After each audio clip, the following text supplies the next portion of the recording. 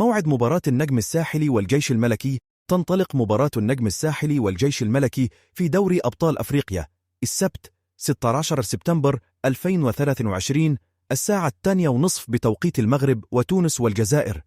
القنوات الناقلة لمباراة النجم الساحلي ضد الجيش الملكي. يمكنكم مشاهدة مباراة اليوم.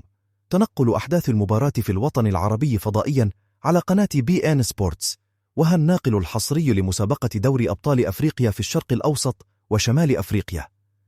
حجز فريق الجيش الملكي مساء يومه السبت بطاقة العبور للدور التمهيدي الثاني لمسابقة دوري أبطال أفريقيا، وضرب موعدا مع النجم الرياضي الساحلي التونسي.